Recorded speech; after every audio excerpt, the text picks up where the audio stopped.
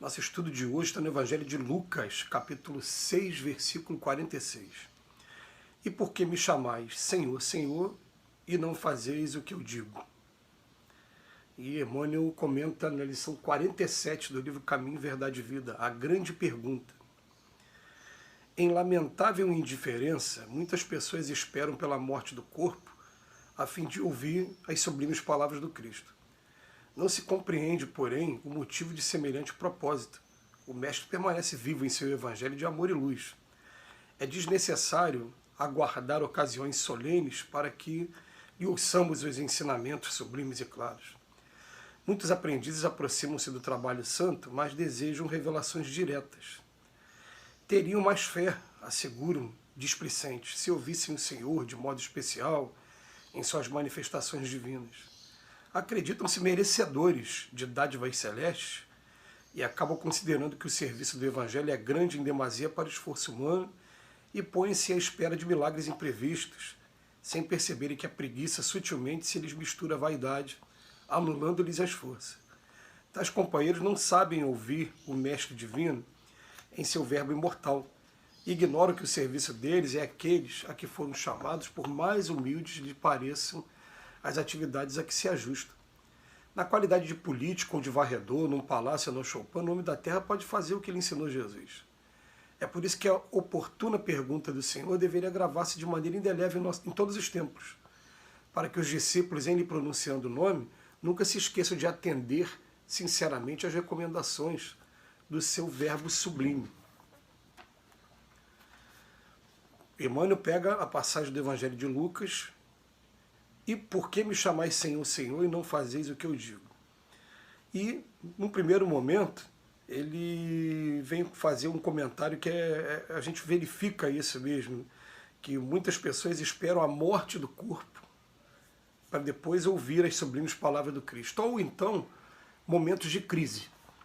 Parece que só quando a pessoa está doente que a pessoa resolve exercitar a fé dela, ou então quando a pessoa está passando por uma crise muito grande, enquanto a vida está tranquila, ele vai viver os prazeres do mundo dele, vai viver toda aquela situação, né, normal aqui da vida material. Mas quando a crise vem, quando o momento de dor vem, ele vai buscar o Cristo. Ele te pergunta, por que só busca o Cristo nesses momentos? Ou então, por que só busca o Cristo uma vez por semana, quando vai à instituição religiosa assistir o culto, a missa, ou a reunião pública, aí no caso dos espíritos? Por que só se deixa para esses momentos, né? A gente está buscando essa sintonia com o Pai, quando essa sintonia ela deve ser diária, e diária no primeiro momento para estabelecer disciplina. Mas a hora que a gente conseguir estabelecer essa disciplina diária, daqui a pouco a gente começa a estabelecer a disciplina de hora em hora, para daqui a pouco, quem sabe, então, em breve tempo, está falando igual o Paulo de Tarso falava, não sou eu mais que vive, mas é o Pai que vive em mim. Está em sintonia tão grande com o Pai, que é possível sim, a gente está chegando a esse ponto. É possível, depende de cada um de nós. Mas ele vem chamar a atenção aqui para a gente, dizendo que tem gente que quer sinais externos o tempo todo. Já queriam na época do Cristo o tempo todo mesmo. O tempo todo Cristo estava sendo testado. É você mesmo, não é? E até hoje, né? As pessoas estão querendo revelações diretas, diz que teriam mais fé, né? Aí a pergunta vem aqui, né? Mas será que a gente tem mérito para isso? Será que a gente acredita-se merecedores dessas dádivas e tudo? E ele faz uma colocação, na maioria de nós aqui, a gente tem uma mistura de preguiça com vaidade. O Emmanuel ele é bem direto mesmo dos ensinos dele, isso é muito bom, né? Para quem não fica melindrado com esse tipo de coisa, o Emmanuel fala logo de maneira direta. Porque eu vou fazer uma observação aqui com todo carinho, sem crítica nenhuma aqui da parte, mas apenas como um alerta para a gente. Ontem eu fui conversar com um amigo que é de uma outra religião, e ele disse que ele aguarda com muita fé ele ser arrebatado por Jesus. E naquele momento, né, o termo que eles usam aí, normalmente, né, alguns evangélicos usam arrebatado, está no Evangelho, está na Bíblia isso. Né? Lá no Velho Testamento você vai dizer que Elias e Enoque, os dois profetas do Velho Testamento, eles foram arrebatados. Né? E E aí eu fiquei, na hora eu falei com ele assim, mas será que nós somos merecedores disso? Eu, por exemplo, eu sou uma pessoa que eu não me considero ainda merecedor de ser arrebatado por Jesus. E eu aprendi também com o Evangelho, que, com o próprio Cristo mesmo, que é melhor você sentar nos últimos lugares e ser chamado, se for merecedor, para sentar nos primeiros, do que você passar por aquela situação desagradável de ficar ali entre os primeiros e daqui a pouco alguém passar, não é a sua vez não, você pode se levantar daqui, aqui é o lugar de fulano. Como acontece nas nossas cerimônias, em algumas ocasiões que a gente tem na nossa vida. Então eu fiquei pensando assim, peraí, será que eu sou digno agora de estar recebendo diretamente? Será que eu já fiz por onde isso acontecer? E comecei a fazer a comparação com alguns personagens do Evangelho. Até o personagem como, por exemplo, Paulo de Tarso. Paulo de Tarso teve o primeiro contato com o mestre antes de começar a fazer qualquer coisa, quando estava na estrada de Damasco, ainda para perseguir e matar os cristãos da época. Mas dali, ele poderia sair dali, recuperar a visão e continuar a jornada dele, não atender o pedido, como já aconteceu e acontece inúmeras vezes até o dia de hoje. A gente pensa que, será que aquela chamada do Cristo ao Paulo de Tarso foi a primeira? Será que ele já não vinha recebendo essas chamadas e estava amadurecendo até chegar aquele momento? A gente recebe algumas chamadas e a gente não atende.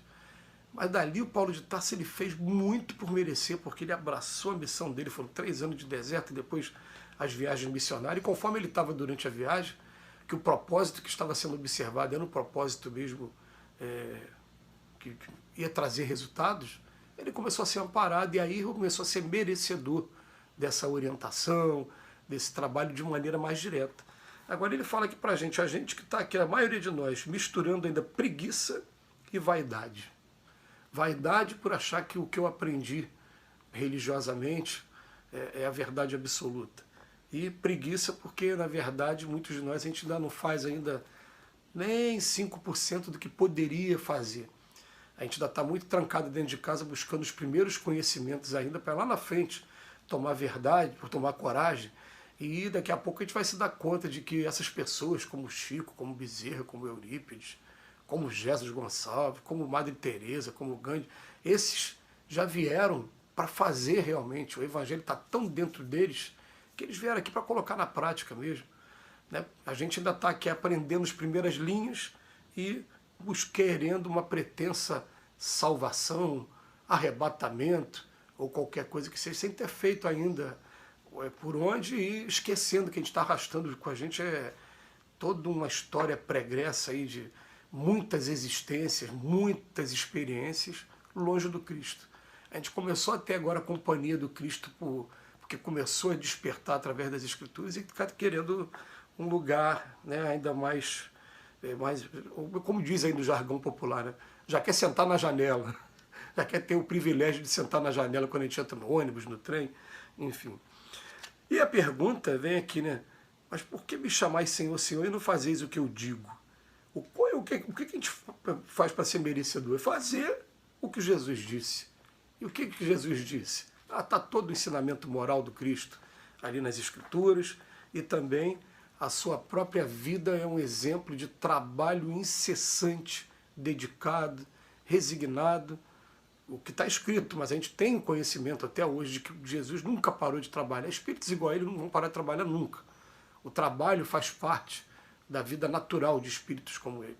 E está ajudando ainda a humanidade até os dias de hoje. E a gente, o que a gente tem feito de verdade? Isso desperta na gente mesmo. Vamos lá, a gente tem que trabalhar dois lados. O lado do estudo, do aprimoramento próprio, né, da reforma íntima, mas também o lado do trabalho, porque foi o próprio Cristo também que falou, a candeeira não foi feita para acender e colocar num lugar escondido, não.